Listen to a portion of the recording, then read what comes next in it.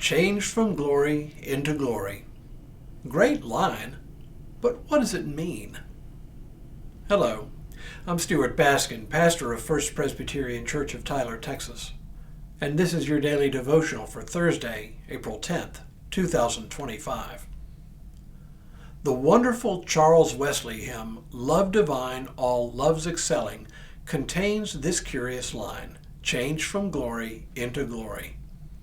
I've sung it about 1,000 times, and you have too, but I've never thought much about it.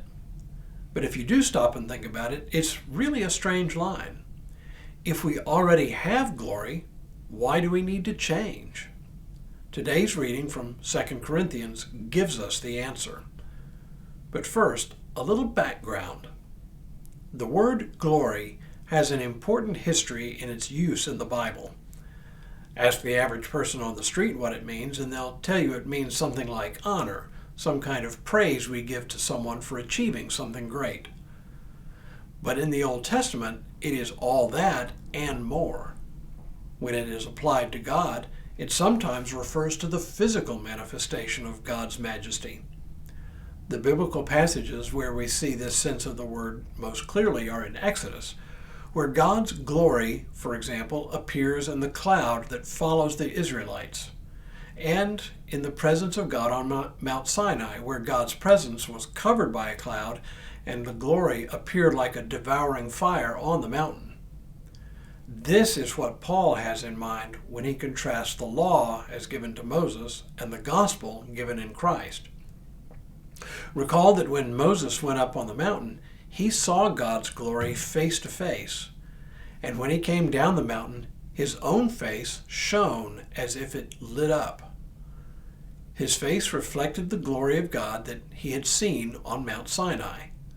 That's the background of today's reading from 2 Corinthians, where Paul says, "Now if the ministry of death, chiseled in letters on stone tablets, came in glory, so that the people of Israel could not gaze at Moses' face because of the glory of his face, a glory now set aside, how much more will the ministry of the Spirit come in glory? For if there was glory in the ministry of condemnation, much more does the ministry of justification abound in glory. Indeed, what once had glory has lost its glory because of the greater glory. For if what was set aside came through glory, much more has the permanent come in glory." At first, this sounds a little harsh. Paul talks here about the law being the ministry of death. But as we know from other places in Paul's letters, he's not opposed to the law. It's just that the law on its own cannot save us from death. Hence, it represents the ministry of death. But it is still God's gift given through Moses and the people when they beheld Moses. They also beheld a reflection of the glory of God. But the glory which the law represented is not the highest glory. For that we turn to Jesus Christ, who is the real presence of God with us, not simply reflected. He is the glory of God.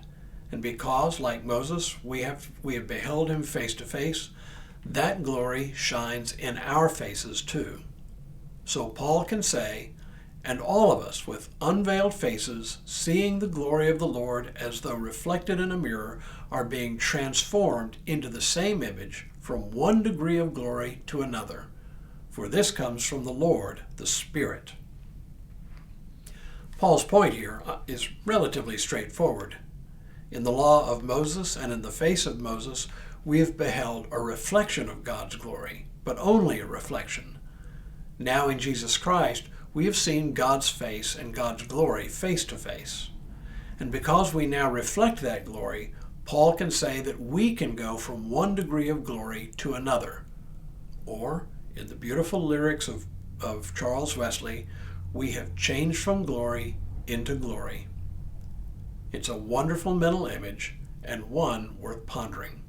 Think of it this way. Each morning when you look in the mirror, you're not just looking at some tired old face.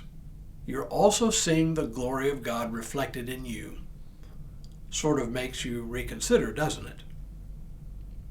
Tomorrow, Paul coins one of his most memorable phrases, one which most everyone knows, but most don't know comes from the Bible. But for now, may God continue to bless you and keep you in all that you do this day and in all the days ahead.